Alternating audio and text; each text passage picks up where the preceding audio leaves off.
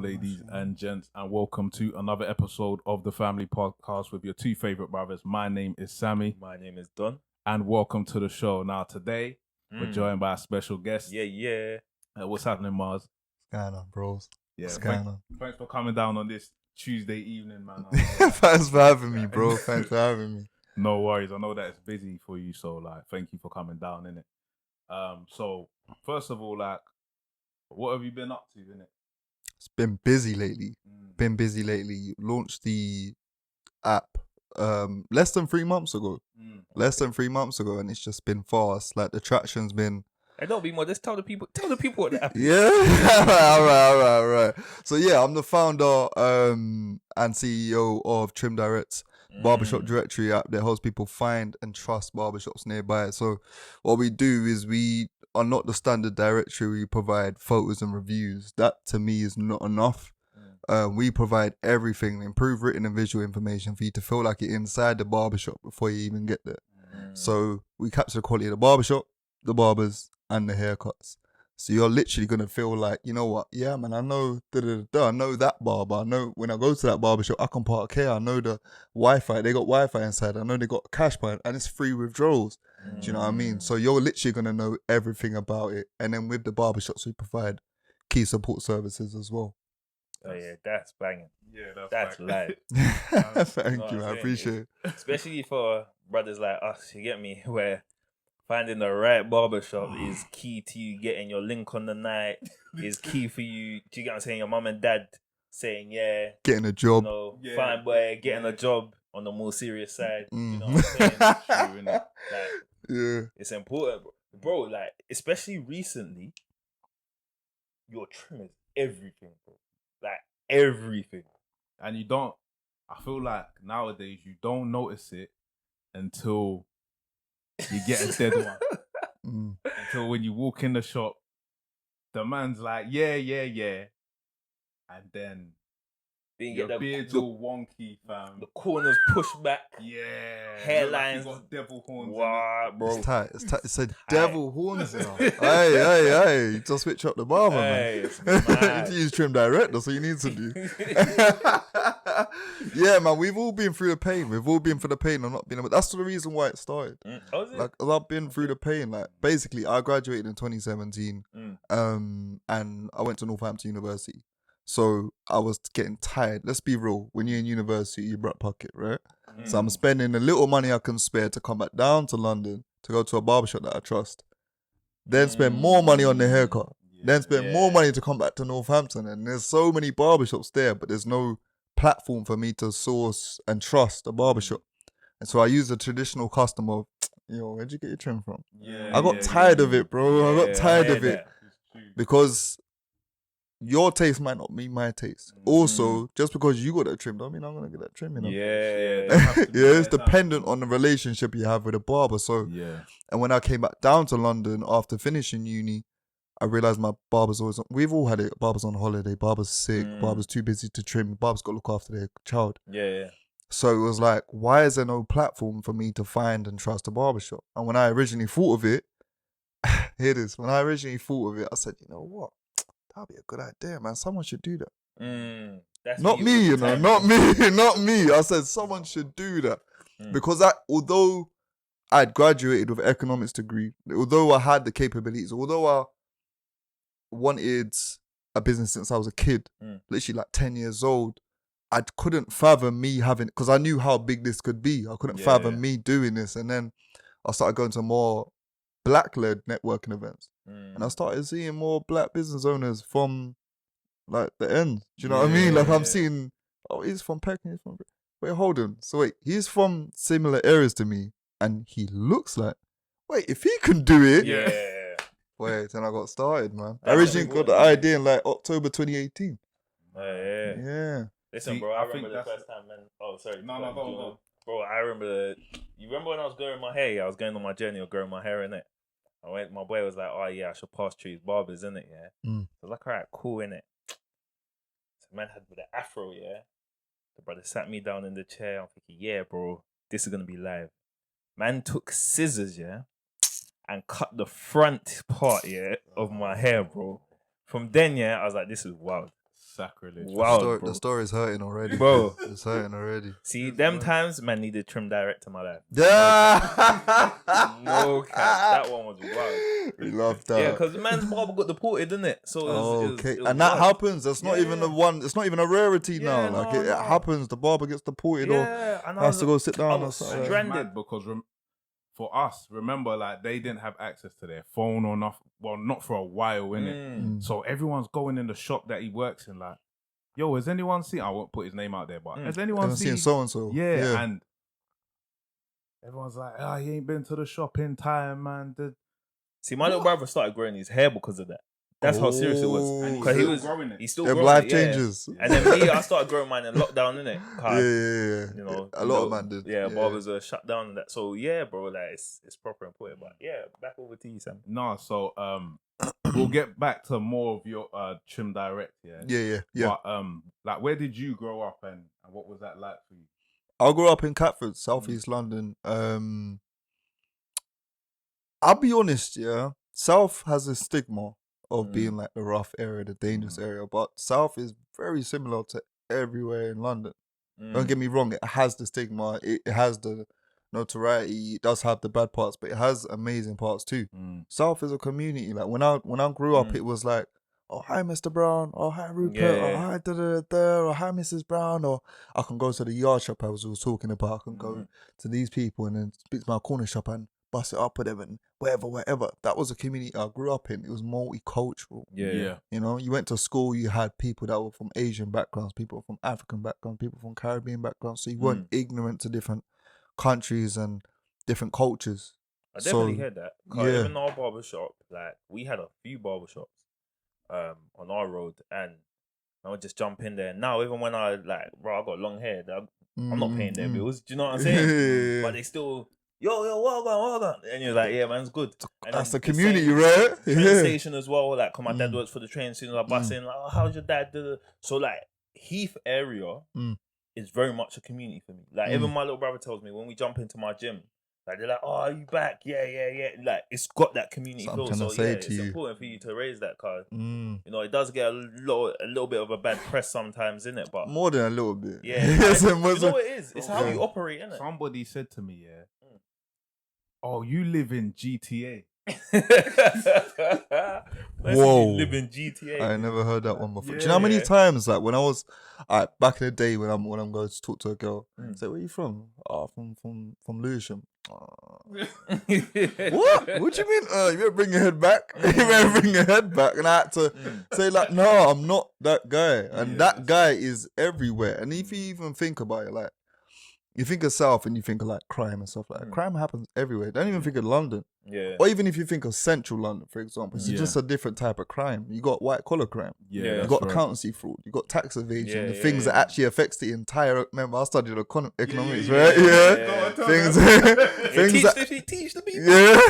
Alright, so I read this book called The Price of Inequality by Joseph E. Stiglitz, and he talks about corporate tax evasion and white collar crime, as I mentioned. And these things here that happen on a regular basis, it often happen from people who come from those types of areas, like the affluent areas, right? These things that actually happen, they don't just affect the one person. So if I do you harm or you do me harm, that affects you or affects me. If I engage in tax evasion, the only money the government gets is corporate revenue, right? Corporate tax. So when you tax a business, you get the corporate. That's their revenue. If they don't have as much revenue, they don't have as much funds to spend on what needs to be spent, right? So the public services, i.e. the NHS, right? So you don't have as much money to spend on the NHS. Who needs the NHS? Dying people, sick people. So wait, because you done tax evasion and white collar crime, I now can't get my appointment for my cancer or my da-da-da and da-da-da, and then that person passed away and that person passed. So it affects so many people. Facts, Do you know what I mean? People don't realize that because it doesn't have that face that you can put up on Exactly. paper. Plus, it's not easily proved. Yeah. Do you know what I mean? Bro, it's like when we were talking about drugs, innit? And we're like, cannabis is obviously, there's so much stigma behind it because when you smoke it stinks. Do you get what I'm saying? Some people like the smell, some people dislike the smell. Now, cocaine doesn't stink. Do you know what I'm saying? So if someone takes a line on the train, I literally have no Do you clue. get what I'm saying? But yeah, it's true. People wouldn't even, you wouldn't know. It's covert, fam. But then Yeah. when someone, even if someone smoked a normal cigarette, straight away, You know as soon straight as they away. come on the, you know. Do you get what I'm saying? And these are more of the common things that people do. Things like coffee, cigarettes. Do you get what I'm saying? alcohol's Alcohol, out there. cannabis. Do you get what I'm saying? But once you go into like hallucinogens, Yeah. opiates and stuff, they're Opioids, you wouldn't even yeah. know. Do you get what I'm saying? But some of mm. those are the worst drugs, isn't it? So it's crazy, isn't it? Like how these things that we can close our eyes to, we don't see as much as a burden to society. You see what I'm saying? But it's a perception. yeah, of course. No, these things that these certain people do, like the white collar crime, it mashes up the economy. Mashes up the world because they're doing it all over. Yeah, you know what I mean? Not to say that the other types of crime, in terms of aggressive crime, in terms of stabbing and stuff like that, which is a huge problem, ain't mashing up the world. Yeah. But let's not ignore the other things, you know. Yeah. No, it's true. Yeah, because I think somebody said this to me. We are like obsessed with the billionaire class.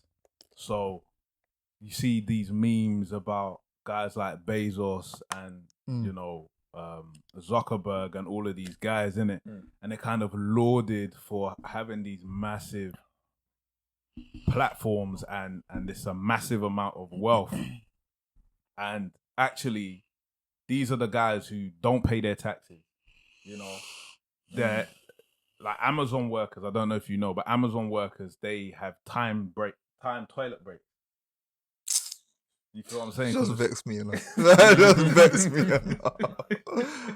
So what am I supposed to just pee on the job? So yeah, so basically you're timed, innit? That's crazy. Like, raw. But if I run out of time, I'm supposed to just pee myself there. Yeah, man.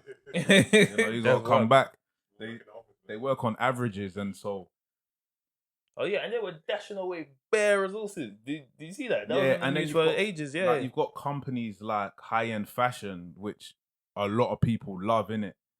That burn things that go out of season. Yeah, like entire stock lines, they just burn it because they would rather burn it than sell it at a discount. I just feel like a lot of the people, they ignore a lot of the crimes. I personally feel like it's not a crime, but it's immoral. Just talked about high-end fashion. A lot of those companies actually steal the idea. They steal the design from people who are just coming up. You see it all the time on Twitter, right? That's it, yeah. And they're stealing the ideas over and over and over again. You mentioned something a second ago. People like who are billionaires, they get praised a lot. I personally don't ever want to be a billionaire. I'll be honest with you. He said that as well, Yeah, don't ever want to be a billionaire. The reason being is the lifestyles these guys live and the sacrifices they've made. I value family too much for one. Like I can't do it. I value friends. I value our quality of life. I'm not going to sacrifice my quality of life for a quality of life in 30 years. I'm not doing. I don't even know if I'm going to make it to another 30 years. Do you know what I mean? That's it. Not to be negative, but that's the reality of life. Do you know what I mean? So I don't feel like I'd ever want to be a billionaire. A multi-millionaire, I'm there, man. I'm there. Do you know what I mean? See, I think there's a... You two are the same thought. Yeah. I think there's an amount where once you go over, it doesn't add to your quality of life. It's just wanting more and more and more. Exactly. It's just an acquisition of resources and funds type thing. You know, it's like how moral, like you brought up the morality question, how moral is it to sit on, you know, like a sum of money that is the equivalent of a small struggling country? And you know what? You mentioned to me before, like, what area did you grow up in? I grew up in Catford, right? I can't be a billionaire and grow up in and remember the like childhood, like growing up in Catford and people on the street and poor and suffering and they can't eat, and then places where people are taking drugs, and I would feel, even though it's worked off of my own efforts and I've got it, I would feel like, man, how can I have this and people that are starving? Yeah. I would feel conflicted within myself. Yeah. And maybe that's me being a bit too soft or whatever it be, but I don't know. I'd feel funny. I'd definitely feel funny. I think it's exposure. Once you see certain things, like they said that's what happened to Buddha. Buddha was actually a prince. And left. I never knew that. Yeah, and he left his house because he wasn't allowed outside his house. And when he saw the degradation that people were living in, he was like, I can't be in this palace with. So he dedicated his life to walking with those people and going on a search for enlightenment. Yeah. You know what I'm saying? And I think there's something about seeing like suffering or seeing somebody struggling. Now that's my massive, I don't want to get all political, but that's my massive problem with politicians. They exist in their own bubble. Yeah. Like, they I was don't, literally just thinking that while you was talking, you know, they don't, they asked David Cameron, I'll never forget, they asked David Cameron, do you know what the price of bread is? And he was like, no, my wife bakes it. That's mad, isn't it? All right, David. Yeah. All right, David. All right. But I think you raised a good point. I mean, for me, I don't know. I've always come from a school of giving back, innit?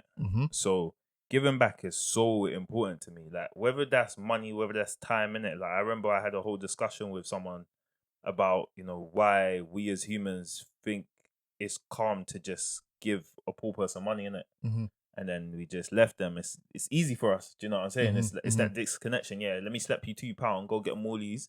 You know what I'm saying? Quick chips and chicken, and then let me get on with my day, innit? Like, very rarely do we like take the time to figure out, okay, how did this person even end up on the street? Do you know what I'm saying? Like, nobody you know really. It's time. Like, especially if you live in the city, your time gets compressed. Oh yeah. So much that thinking about those things in depth actually becomes a luxury. Yeah, and you know what I'm saying? It's dumb, bro. Like, you know, like, it's funny because even having this conversation, I think it's mad, isn't it? Because I sit in meetings, for a good part of maybe like 4 hours of my 7 hours working day. Do you know what I'm saying? Whether that's a meeting with my staff to do supervision, whether that's a meeting to talk about how many people are stuck in hospital, whether that's a meeting to get people discharged quickly, And some of these meetings are a waste of time because how can man discharge people if I'm sitting in a meeting talking about discharging people? Do you know what I'm saying? Yeah. It can't happen, can it? Like, I can't do my job if we're just talking about it. And when I think about stuff like that, I'm like, so us as humans, in our day-to-day job, would rather talk pointlessly, than action something. And then we go into the street and we couldn't be bothered to give an ounce of our time, even though we sit in meetings that we think are pointless, and we're like, bro, just get me out of this meeting. No, it's because we've sat in meetings like that. You want to go home. Like, it was very interesting to me observing people going home from the city to their homes when I used to work in Tottenham Court Road, because so many people were in a rush to go nowhere. Go and watch a Netflix or something. Yeah, to go watch Netflix or EastEnders or whatever. But it was just fascinating. It's like, you're not getting on a train to go and see the world you're going back home. And you know what's crazy? You must see that. You must see the difference. You must see the contrast, because when you're going on them, I remember I used to work in finance. I used to work in asset finance, a credit risk analyst, right? And I remember I'd have my day, do my 9 to 5, get on a train to go home. Yeah. But on that train, there's someone there is panhandling and they're asking for money, which typically happens. Look, if you could spare any money, so you must be exposed to something, even if you're someone in a higher position. Doesn't it open up something in your head? Like, doesn't it open up? You have cognitive dissonance, though. Like, I know so many people who. I feel like it's willful ignorance. That's it. Yeah. But it's like, so I've met so many people who are like, oh, no, I don't do that. They're just gonna spend it on drugs, and because because they've got that as their basis, it alleviates a lot of the pressure. It's like, I'm actually being helpful to this person because of this narrative. You know what? Some do. Don't get me wrong. Like, I've actually, what you were saying before, like how we actually had the time to sit down and talk to him. I've done that before, and a guy explained to me about his. It was actually quite sad. He was actually telling me how his wife left him. She took like everything, and he didn't have any means to, and then he ended up on the street, and it was like, oh man, if I could I don't know, whether it's related to trim director or something, just give a man, because a lot of these people got skills, you know? Yeah. A lot of these people got serious skills. And you see the people on the roads who are homeless and they just got a one violin or something. Those are people who dedicated their lives to music, you know? Yeah. And they just may not have got the opportunity, may not have made it. Who but was they've it? got Kanye. Kanye picked up a producer or something from the street. I remember, yeah. So that's an example. It's a clear example. So a lot of these people, they have skills, but they're just not gonna get the time of day because of their position, and it's upsetting. It is upsetting. But I feel like what you said earlier about helping people, I feel like there's something in helping people that not to all, but the majority of people, it just feels good. It feels really good to be able to provide something and not to just link it back to trim direct. Like, that's what I do with the barbershops. Like a standard directory is literally just your business on the directory, on the platform. You've got your yellow pages, yellowpages.com, Yelp, all in London, all these examples. You come on the directory, you go on the directory and you can find a business, right? You can find your painter, your electrician, your plumber, whoever it be. But I feel like people who created that, not any disrespect to Ruben Donnelly, the guy who made Yellow Pages, but I don't think people were customer centric enough, as Gary Vee always says to be customer centric, bro. You're not necessarily, I'm not necessarily going to go to a barbershop just because I see your photos and reviews. I'm not doing it. Like, you might take my hairline back to my crown. You might be some bad mind barber. You might have I might have a rubbish experience. You might like the loud barbershop. I might like the quiet barbershop, wherever it be. I need a bit more information. So with Trim Direct, to go back to my earlier point, it's about helping barbers further than just exposure and visibility.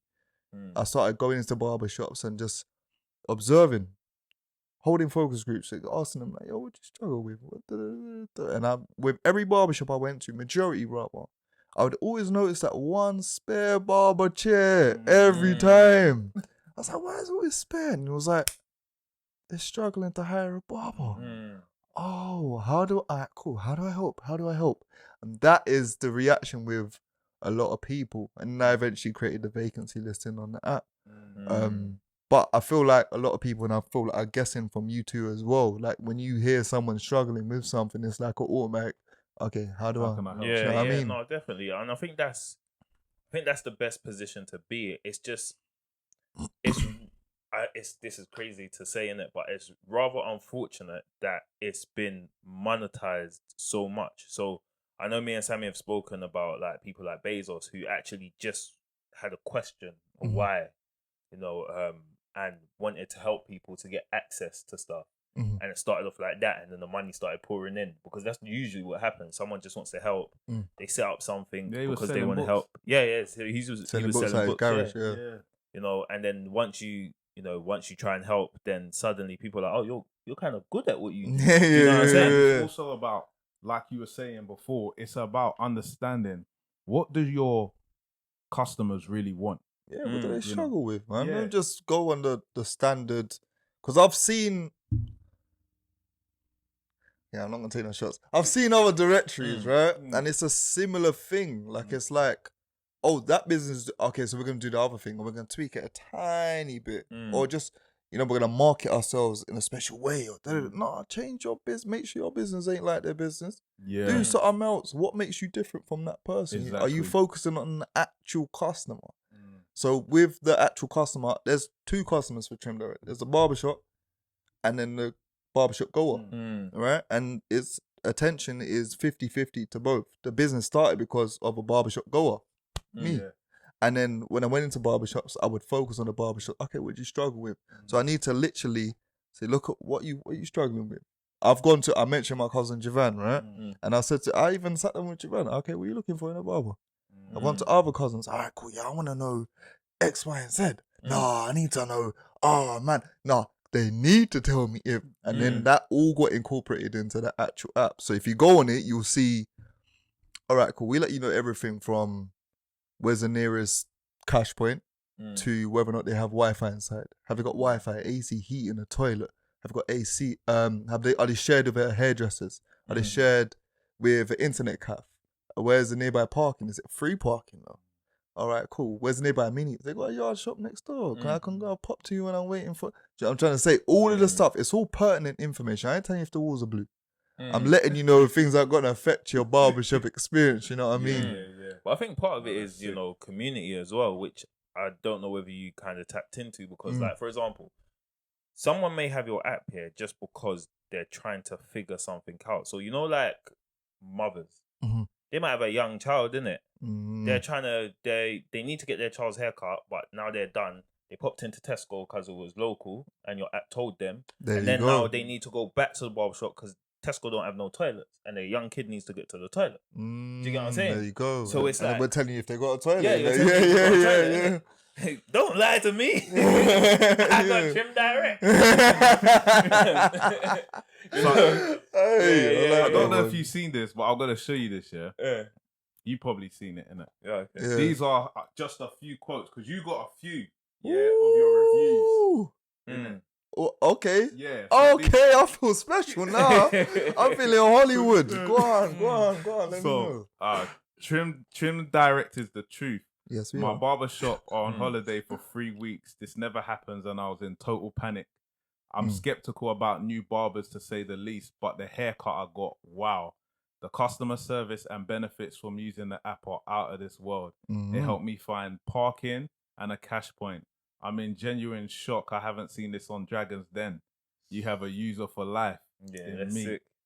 And then someone said, seamless barbering experience, great app. Having moved to a new area, I was a bit reluctant to try a new barber. However, this app has made such an easy thing to do.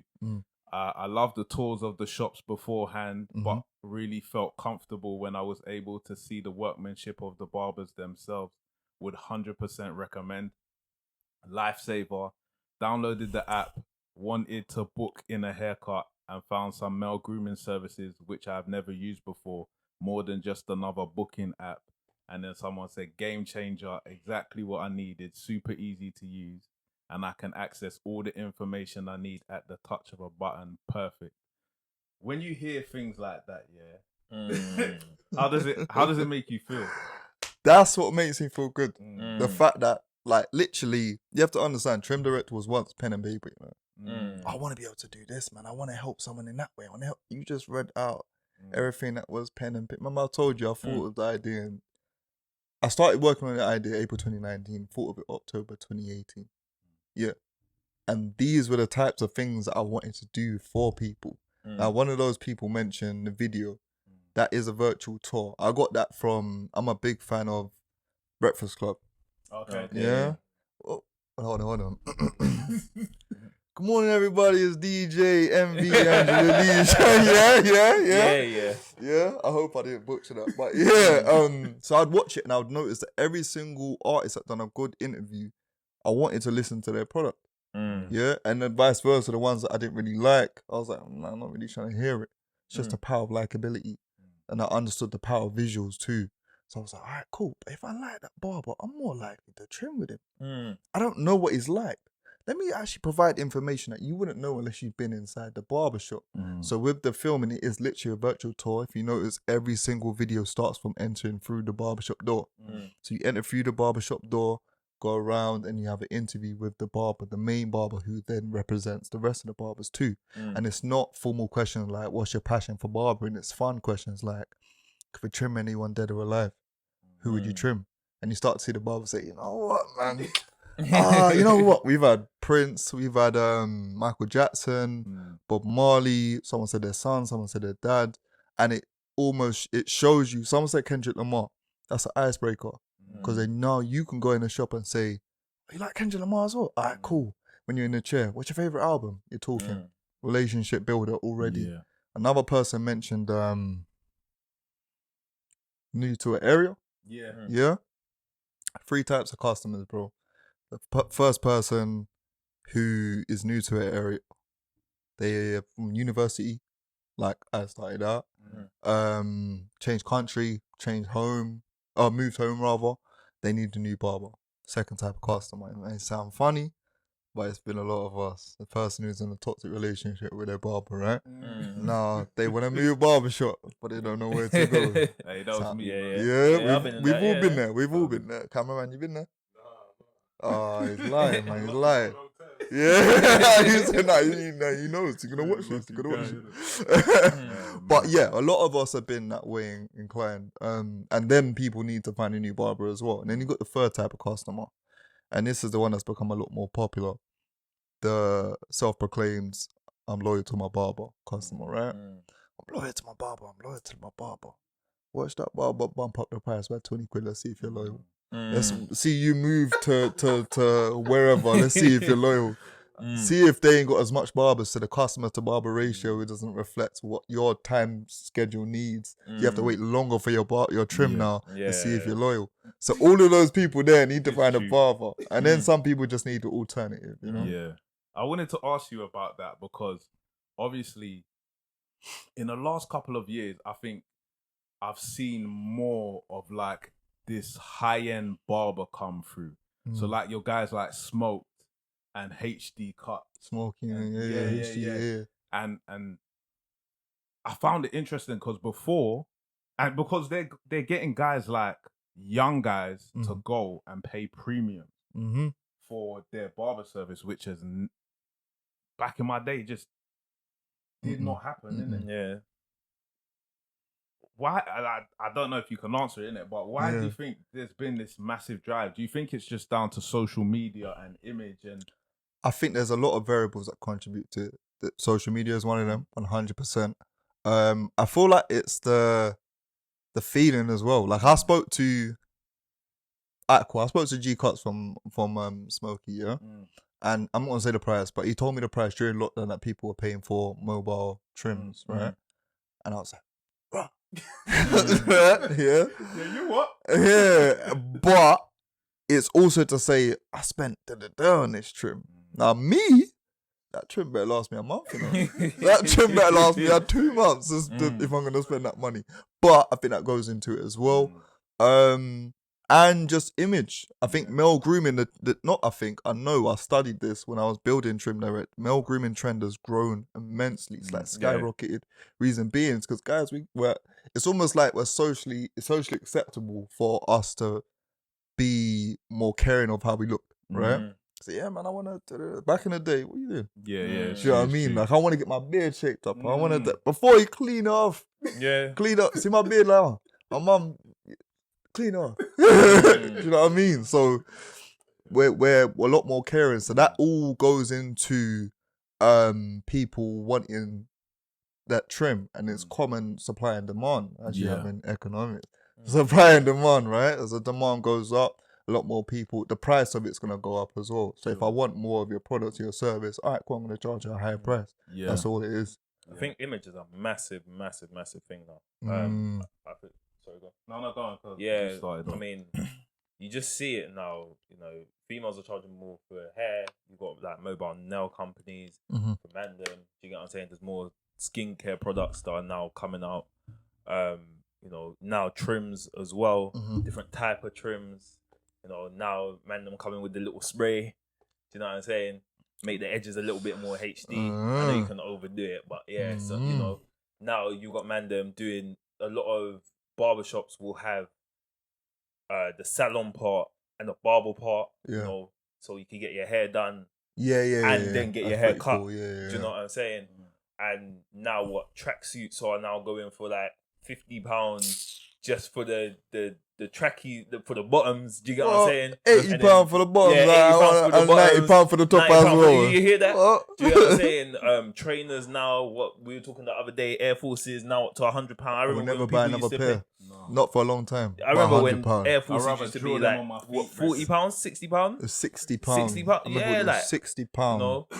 And then now, so the change in the way that people look and the way that fashion houses. Me and Sammy went shopping, because we had a photo shoot, and we went into just your normal shops, your H&Ms and that. When I tell you, everything was dead. Didn't fit properly. Didn't have the right range. Color was mad. Like just not good stuff. And I was like to Sammy, like, bro, this is wild, isn't it? And he was like, yeah. I was like, oh, anyway, let's just go into House of Fraser. Let's just see what everything man picked up. Oh, I like that. Oh, I like that. That's mad, isn't it? That. And the thing is, yeah, we didn't even like. It's not even for stunting purposes. Do you get what I'm saying? It's not because we wanted to go in there. Generally, it's like now all high street like general fashion, innit? Like your H&M's and Zara's and stuff. It's like they're not even putting effort in anymore. It's like fashion houses was like, yeah, like here's some bread, yeah, just make the stuff shit, innit? Yeah. So that man them can come here. It was wild. Stuff wasn't fitting right. Or you find something, you'd be like, yeah, that's perfect. And then it's got some stupid rip on the shoulder that doesn't even need to be there. And you're just like, why did you do that? See, I got a theory, right? I feel like designers are just mucking around with people. Yeah. And seeing how far can I just go. I think a lot of people think this right now, right? Yeah, how far can I go? You know, I'm not a big fan of these orthopedic trainers. I'm not a fan of these big clumpy something. Yeah. No, I don't have a club. I don't know why I'm buying that. I don't understand it at all. But they're getting fling out on a regular basis, and people are paying high ticket prices for it, and on a regular basis. You can put out a Gola shoe and slap a designer on it and say, "What? Did you see that? That Prada? Did you see that?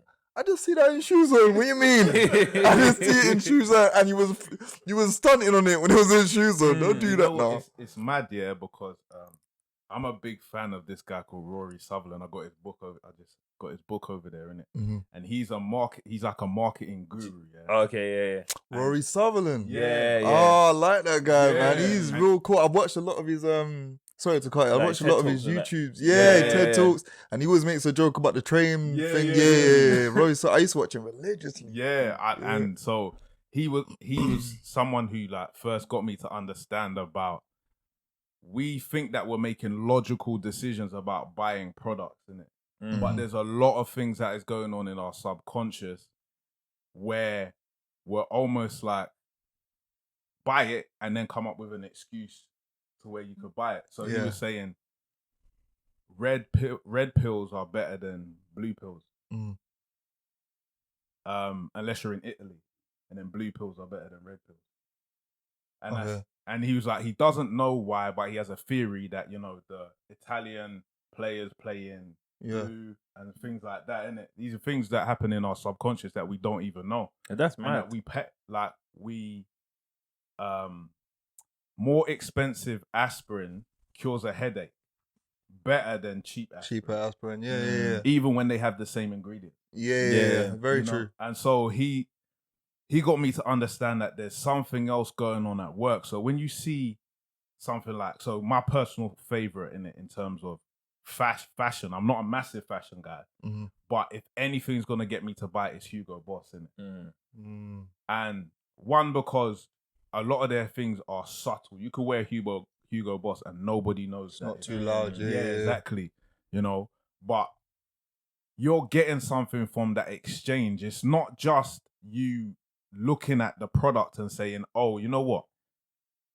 This fits my torso, that. There's something else going on. Like you say, part of it, getting your trim is feeling good about it. Yeah, 100%. You know what I'm saying? That 100%. Power that you feel when you walk out the shop. Like, 11 out of 10. Yeah, Superman. let me not see a 10-10 right now. Yeah, what? My confidence is on high. Yeah, I'll chat your mum, yeah.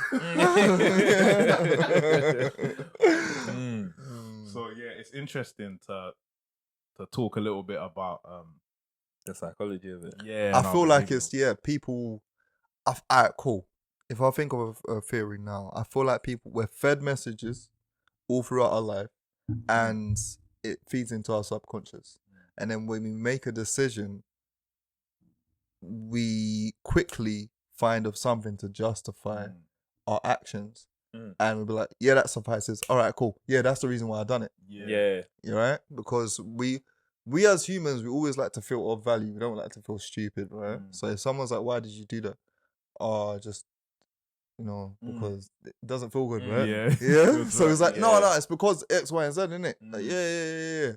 And X, Y, and Z may be the messages that we've been fed throughout our life. X, Y, and Z may be the messages that our brethren just told us 2 seconds ago, the thing we just saw on TV. We don't know. We don't know. But it's a number of things that we may not be able to even quantify or even recognize. Yeah, that's it. It's like going back to, I won't turn this into a Rory podcast, I promise you. But he was talking about the success of Uber, right? And he's like, the biggest thing about Uber is, before Uber, you ordered a taxi, then you went outside and you're like, is that my taxi? Is that? Are you waiting? Sorry, are you waiting for Sam? You waiting for Sam? No, I'm waiting for Barry, mate. Oh, okay. So you got, you know, what Uber did was it literally gave you a screen, right? So you can time it. And so it goes from you feeling silly and vulnerable, like what you were saying, like walking around in the rain looking for something, to a power move where it looks like you're getting chauffeured because you can time your exit into the vehicle as soon as they pull up. Yes, I'm Sam. Take me where I'm going, and then you step out with. That's actually very. Well, I'm big on Rory, you know, because that's a very good point. Yeah, streamlines the whole process in regards to you not having to wait and having to check and but the feeling of, all right, cool, yeah, my chauffeur's come and like I went to a restaurant with my missus the other day, and I pulled up to the restaurant, and the guy was like, yeah, I'm gonna park your car. I said, what? Park, man. I said, there you go. Trim direct, He said, you gonna show for my car. I said, what? But that feeling was like, whoa. And then he tried to pull out the card reader after. I said, nah, you gotta relax. I'll pocket myself. Yeah, you gotta relax. You gotta relax.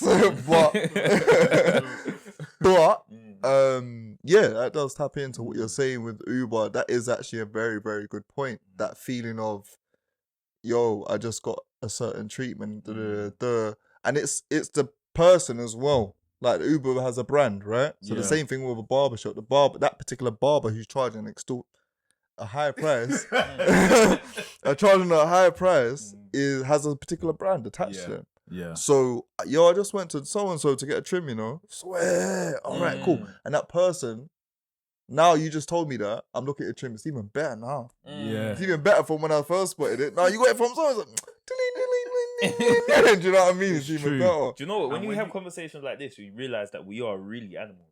You know like how you train that animal? Like, do you know what I'm saying? It does something, you're like, yeah, good. You give it some food in it. It feels like raw. Operant conditioning, You can believe that. You know when you get a high-end barber, you suddenly get a celebrity class as well.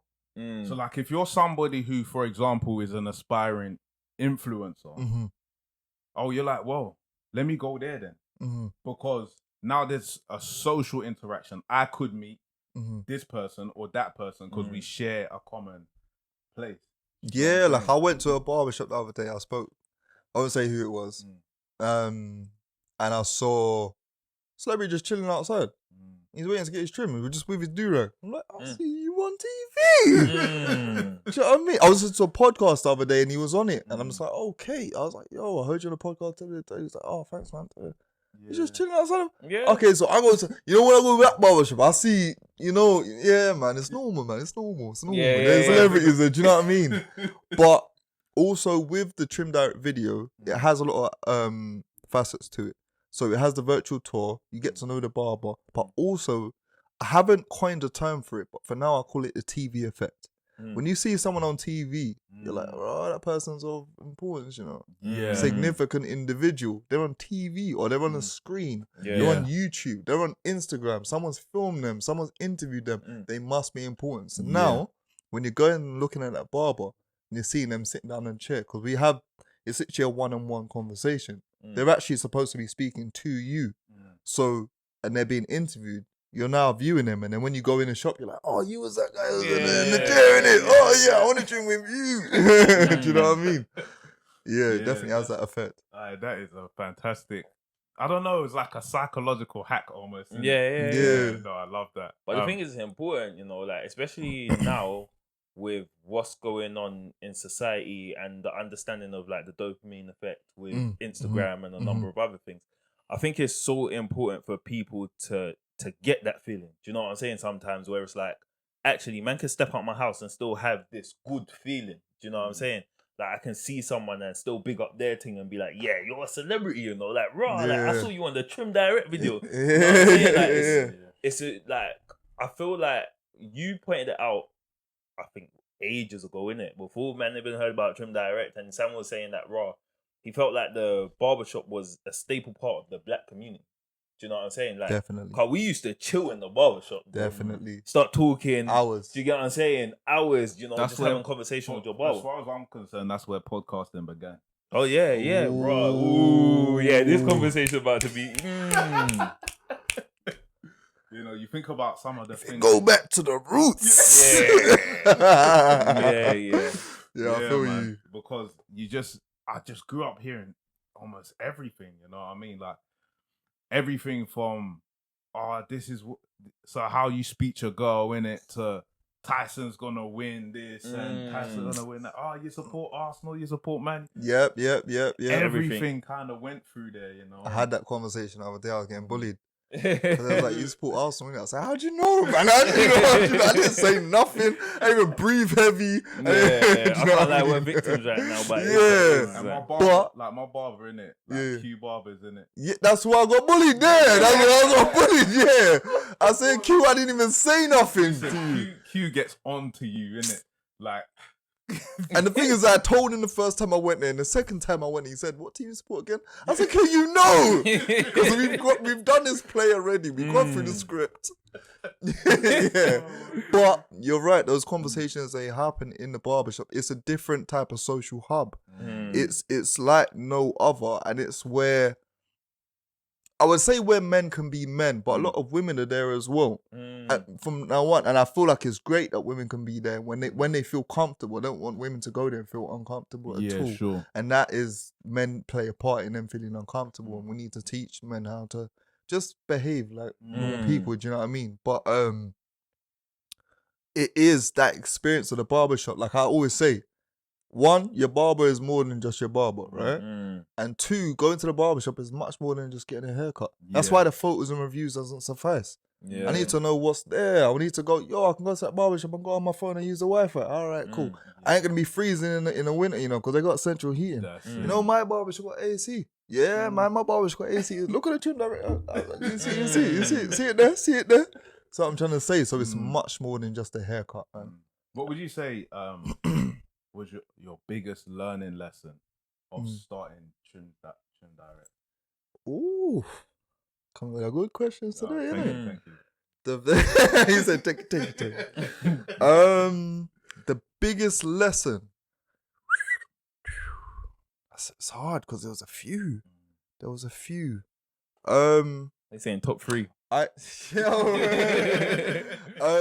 read this book called Go for No. Go for No, and it's about changing your mindset in regards to when you go to approach someone to present your idea.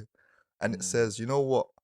When you get the no, it's not bad because you're learning something every single time. So you're actually not going for the no, but in your head, you're going for the no. Because if I go there, I'm going to learn. Then I jot that down. All right, cool. Jot that down. All right, cool. Jot that down. All right, cool. So when I reach you now, say yes, 100%, 100%. And also it says the most important thing in Go for No is no never means no. Yeah. It just means not right now. No. It means not yet. Yeah, that's not it. yet, And that was probably the most, because at first I'm reaching out to barbershops. No, I just get aired. No, I'm good. I had one barber. Oh man. Oh man, this one hurt me bad, you know. This one hurt me. So I reached the barber, it's an older man, staple barber in Lewisham. And walked in there. The entire time I was in the shop talking to him. Didn't look at me once. Oh, mad. I made the mistake of actually going to him when he was trimming, which was another thing I learned, right? Yeah. Part of the Go for No. Okay, don't go when they're trimming. But some barbers, a lot of the time now, barbers will actually respond. But with him, it was finished talking. So I realized I've been talking for a while. Yeah? So no, so I stopped talking. I was like, what do you think? And then he was like, yeah, man. Go and try it with them guys over there, and then yeah. Wow. I said, all right, yeah, cool. Walked out. I was like, why? I walked out laughing. When I got home, I said, bro, that kind of hurt. So yeah, but it's about taking things on the chin. I had to take a lot on the chin. I had to realize maybe it just wasn't my time when I was in the earlier stages. Because as I said, I was working on Trim Direct from April 2019. So that is building the idea. Initially, it was just a directory, and then it was, oh, let me provide more experience. Oh, let me provide the barbershop support services. Oh, let me do this X, Y, and Z. And that was getting the barbershops on board, making sure I have this solid value-adding service or features on my actual app.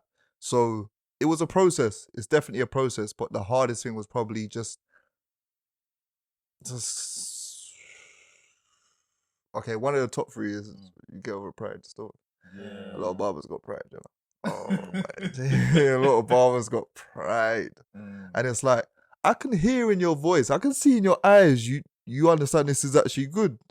But you just don't want to let me know that you need any support, or not even need any support, that you could do support. Do you know what I mean? It's but yeah, it's getting around those types of things, like the pride and the nose. It's just having thicker skin, really. We said that because we noticed that there's loads of barbershops, and sometimes walking down one street, you see like 5 barbershops, and like, what? None of you want a franchise? Like, none of you want to? Do you know what I'm saying? Like, you've got an empty chair. He's got 2 empty chairs. You've got like, and you're all paying rent. Like, it's just not making any sense. Next door. Do you get what I'm saying? Okay. And you could be a board of directors for barbering, but none of you want to do nothing like that. Do you know what it is? I feel like a lot of barbers right now, the market is exploding. Like it's growing at an exponential rate. Like it's real good. I like it. The trends are growing, as you mentioned before. The spray stuff like that, it's growing. Like barbers are doing different things, and we're trying to highlight all of that. But a lot of barbers are still stuck in that traditional custom of I come here, I trim a head, and then I go yard. And that's not, you can do much more than that, right? Yeah. One of the things that I learned when I was going into the barbershops and I was observing, as I said before, I was like, bro, like, I've seen this barbershop with my hands for like maybe 10 years, like, when I was young. You guys ain't changed at all, have you? Yeah. And I was like, why are they? I was like, oh, they ain't growing.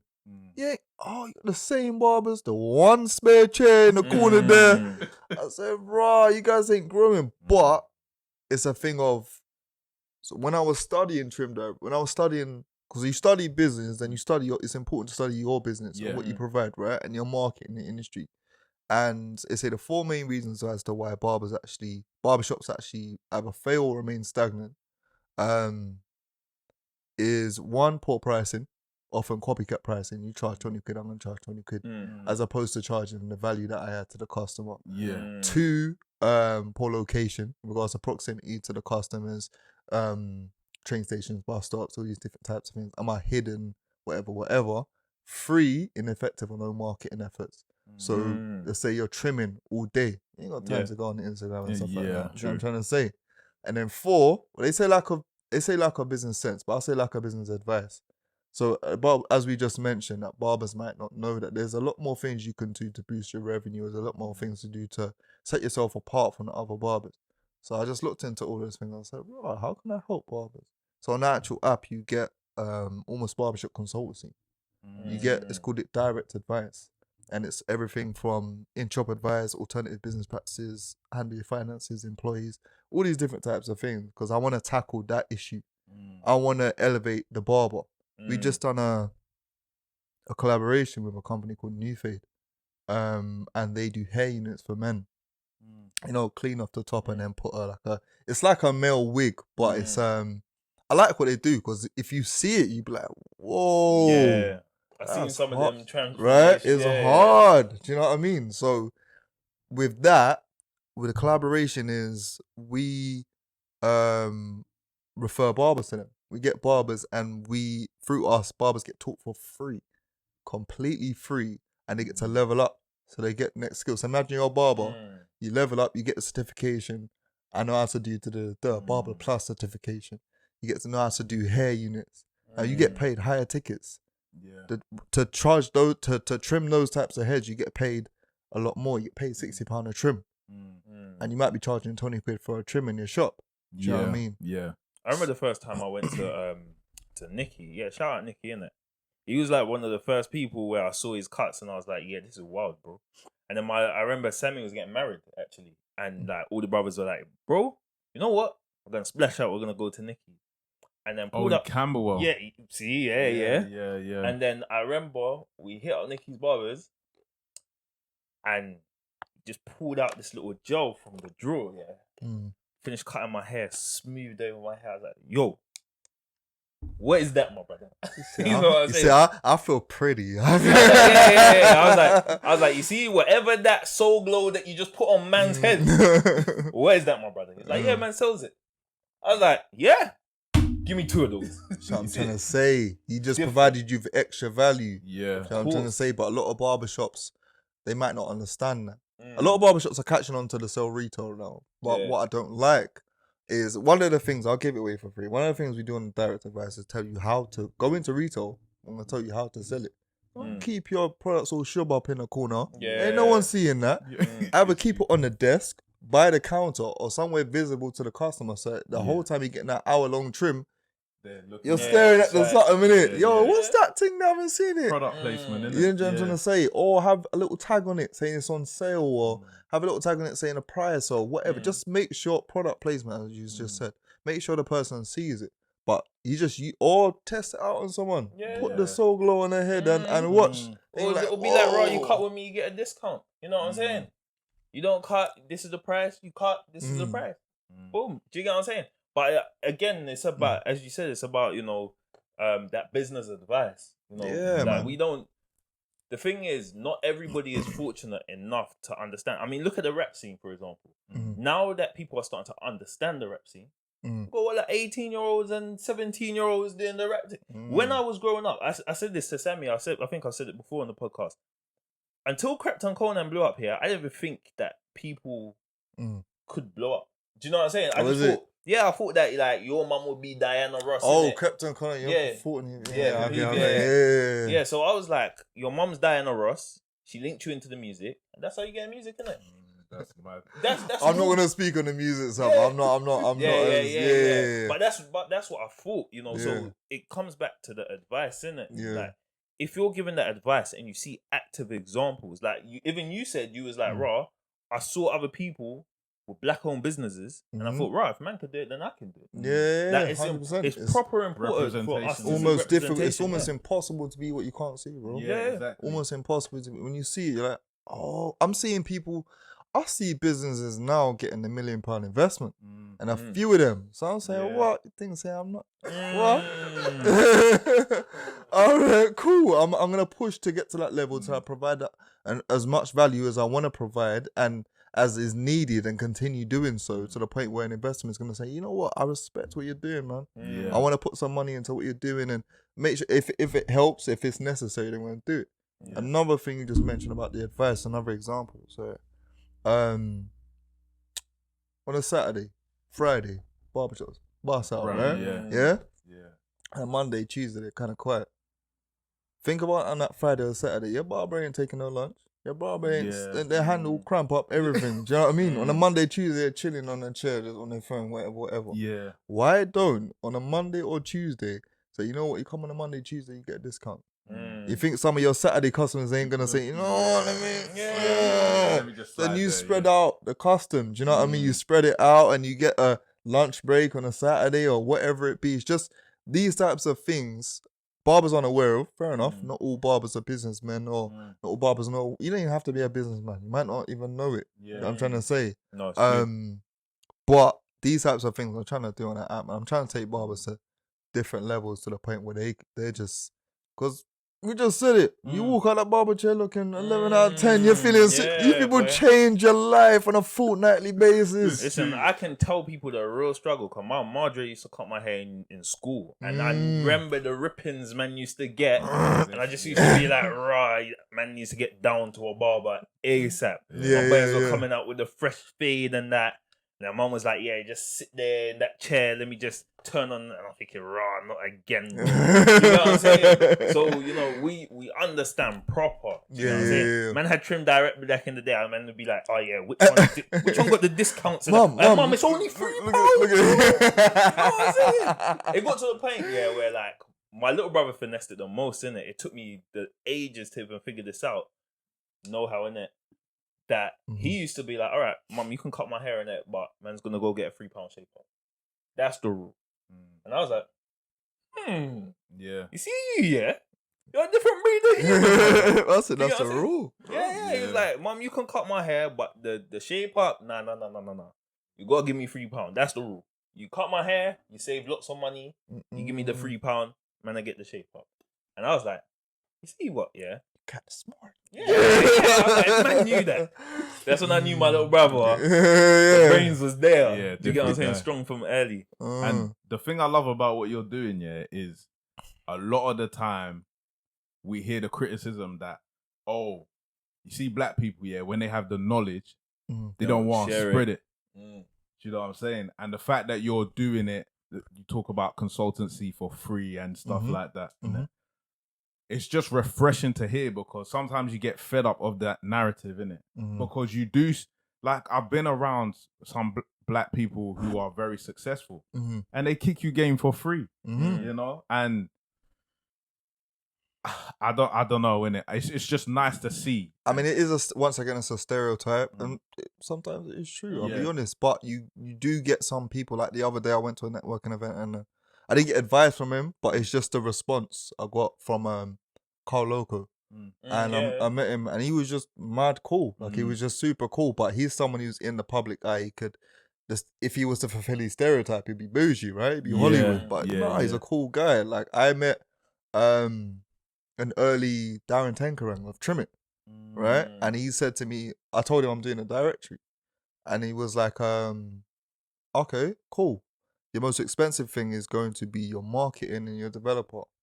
Lo and behold, spot on. Marketing and developer. He didn't need to tell me that. He didn't need to tell me that at all.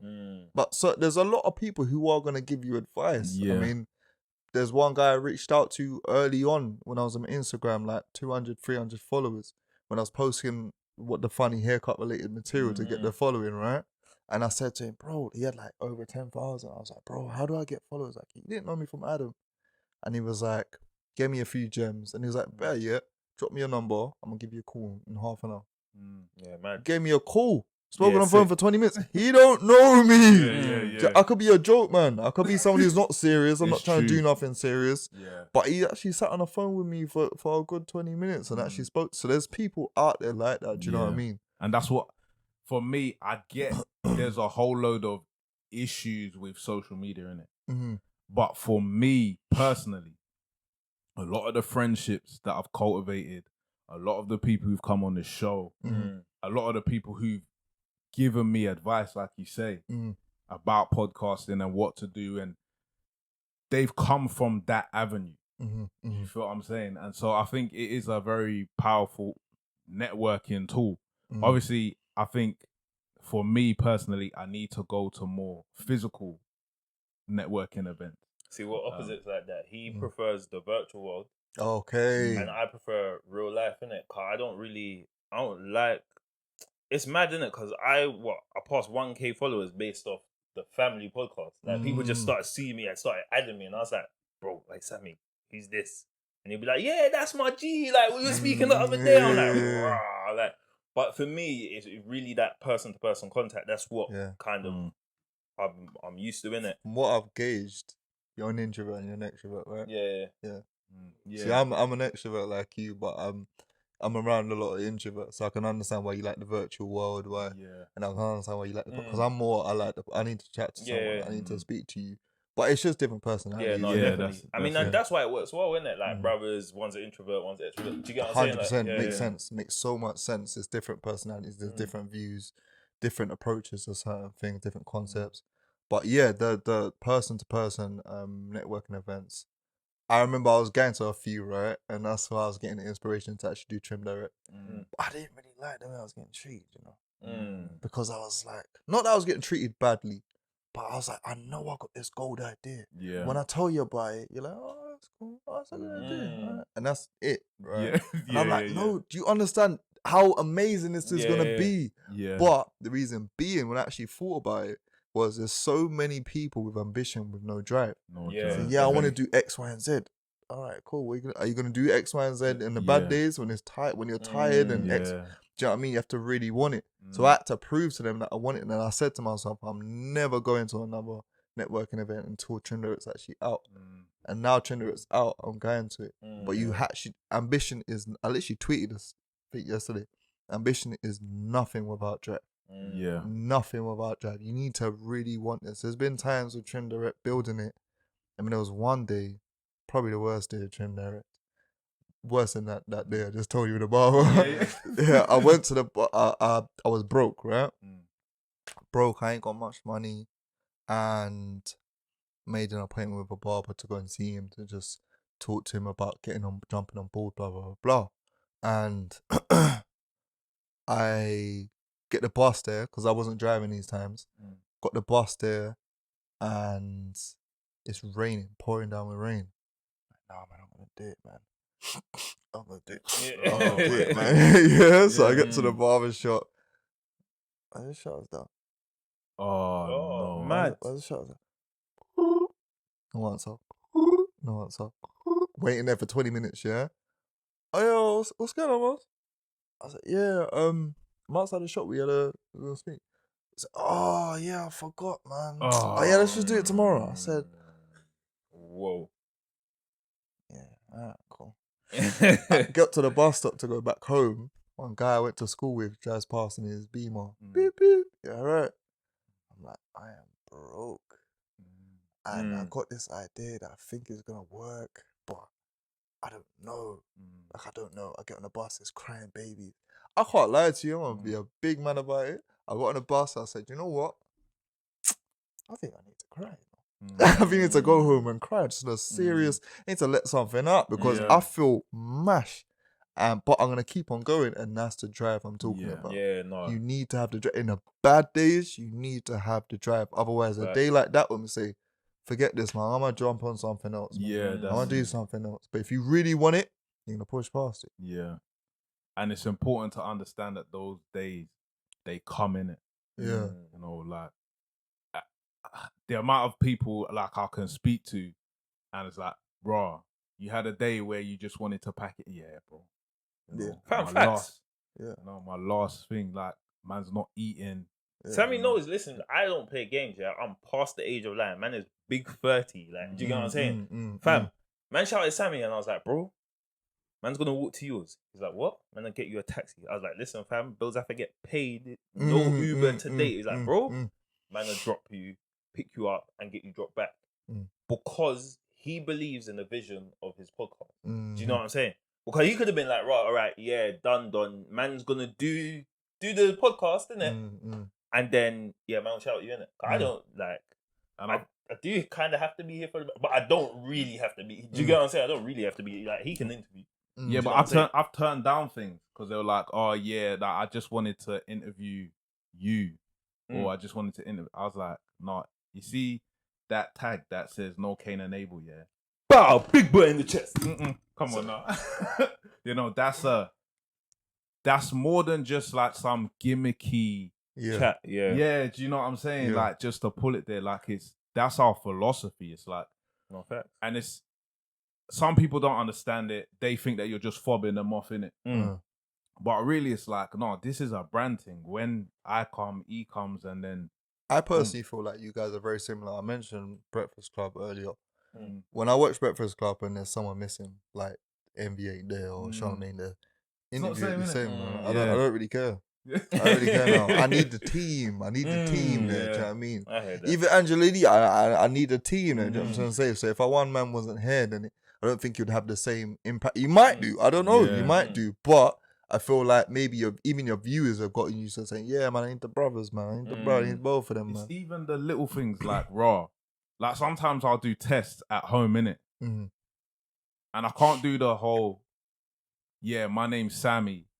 And then I'm waiting for him to be like, oh, my name's Don. It's like, oh, yeah, I got to do that as well. Oh, my name's Don, innit? If you were to have an episode where it was just like, my name's Sammy, and you're like, subconsciously, you're waiting to hear Don's part, and it's not there, immediately your brain goes, bro, something's wrong. Error, innit? So, bro, that was like when I I saw it on a video, innit? And I think Conan broke his leg or something like that. And then Crep did a show with him. where's Krypton Conan, bro? Do you get what I'm saying? Like, it's a shock. It's a shock. It's a shock. Remember, you fed people this image. You fed people this package for ages, and it's like, what? So what happened? The package broke down. So what happened? No, go back and remix it. Go back again. No, do you know what I'm trying to say? So I feel like with you guys, it's a strong duo, like very, very strong. As you said, you're an introvert, you're an extrovert. People are used to that. They're like, all right, cool, yeah, I can get this. You speak this way, you speak that way, or you think this way, you think that way. It's great. Yeah, same thing with Breakfast Club, man. I appreciate that. I appreciate that. Like, even like with us, we kind of just, I don't know, we have that, like, I don't know, our parents just poured the heart into us, like as brothers, innit? So I can never see my brother down and just be like, yeah, it's calm. Do you know what I'm saying? Like, if we both bruck, then we're both bruck and we gotta grind together. If I'm up, then you may as well be up, car. If I can clone my card, you're gonna have a copy too. Do you get what I'm saying? Like, that's just the way. And luckily for us, that's how I move with my peoples as well. Do you know what I'm saying? Like, I remember one of my brethrens, like, I put out one of my projects. I wasn't really too happy with it. I burned bare money. It cost like £1,000 for mastering or something like that. And then my boy was like, oh, well gone. And I was like, nothing, bro, man, it's good. He's like, nah, Don. He's like, I know you. Something's up, fam. And then, you know how crazy it is for, especially black men or men of ethnic minority, to talk about money struggles, isn't it? Yeah. Like, they find it as taboo. A big thing, And so, like, he was probing, and I was like, bro, like, leave this alone. Like, there's nothing wrong in it. In the end, he got it out of me, and he's like, bro, pulled up. He was like, sorry, bro, man, never had time to go to to the bank, innit? But yeah, here's 2 bills. I was like, what?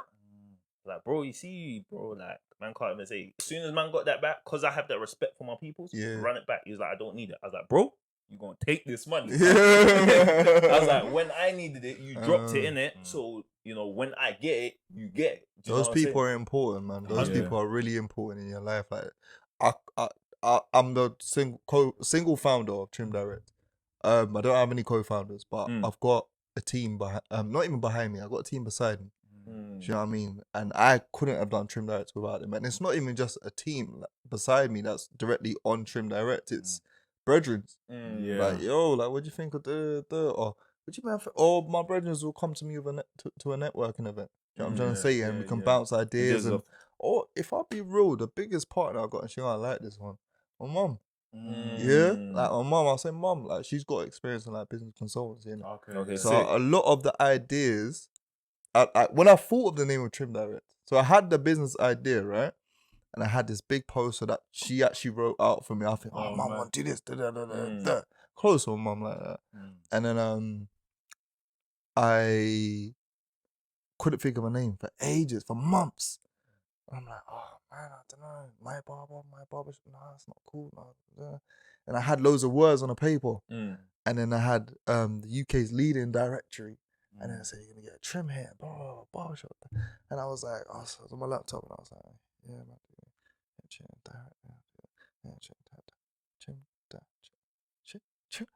Mom! I said, Mom! Yo! She was like, what? I said, Trim Direct. She said, register now.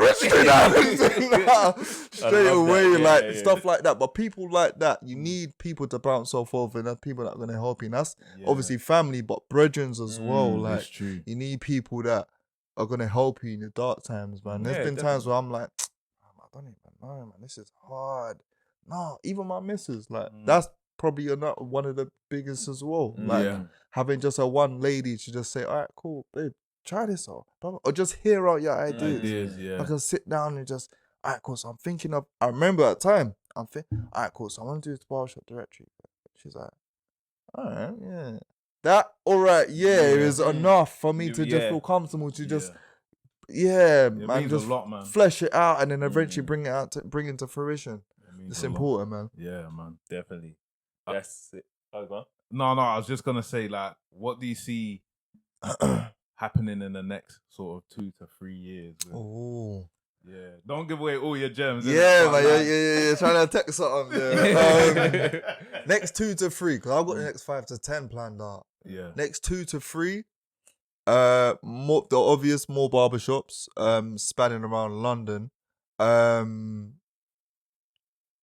Next year, so we launched July 26th, just gone, And after July 26th, 2022, that's when we're going to move out into like the Midlands. And I want to actually provide value to the uni student who our butch was, Mm, sick. I want to go into those areas there. But of course, we need to conquer London first. We need to make sure we provide value to all the barbershops in London. You want to eventually get, I'll say it's obvious, mobile barbers onto the app as well.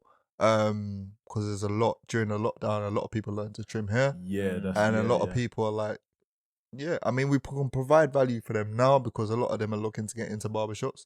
And of course, you can get a job through the app. So the free benefits for the app for a customer is 1, obviously find a barbershop. 2, you can get paid off of it by referring a barber. So if you was to refer Q Lounge, you can say, this is Q Lounge, this is Q, and this is Q's number. Literally those bits of information. He gets listed, you get £20. Just get paid like that, simple. And you can do as many as you want. And then the third one being you can find a job. So if you're a barber, you go on there, the barber's listed a vacancy, saying I want a barber with this qualifications, this experience, full-time or part-time. It's a pay structure, whether it's a chair rental, commission, salary, whatever. Then you apply for it, upload some of your haircut photos, which acts as your portfolio, acts as your CV. You can get a job. They call you if they see fit. So all these different things we provide value in, and the mobile barbers who learnt during lockdown go and can find them jobs. But if we can get them on the app, then it's gonna be serious. And then of course the obvious one, 24/7 bookings.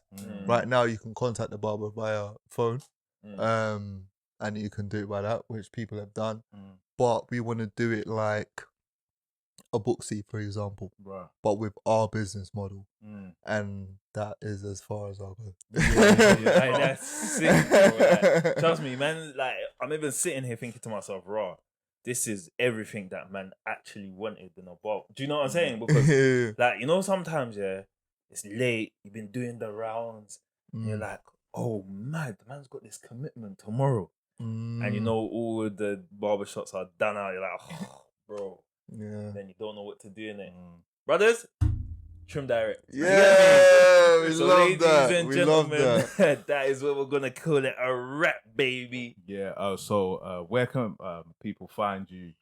So Trim Direct on Twitter, Instagram, all the same, literally just one word. Myself on Instagram and Twitter is Litch, Litch, is Dunbar. That's my surname. So Litchmore Dunbar. So Litch, Litch is Dunbar, DUN for November, BAR. Please follow Trim Direct. I want to provide as much value. We need as much support as we can get. No problem. Amazing. So thank you for coming through, man. Mm-hmm. I learned a lot, man. Trust me. Thank you for having me, man. I appreciate this. I'll actually, before we end, I'll actually say I'm a man who daydreams a lot, right? So I used to daydream about someone actually like interviewing me and speaking to me, but I swear to you, literally on a daily basis, though. Hey, brother, you could come back. Yeah. No cap, you can come back, bro. Do you know what I mean? We're here for it. The reason why I can just answer these questions because I've done interviews by myself. I've done your part. I swear to you, So this is like, without sounding cool, it's like a dream come true, bro. Literally, I get to answer. Bro. Like, trust me, we'll have you back. We want the journey. Do you know I'm coming. Next step, I'm coming. Thank you, man. Appreciate it. No problem. So, my name's Sammy. My name is Don. And we've been a family. Bow.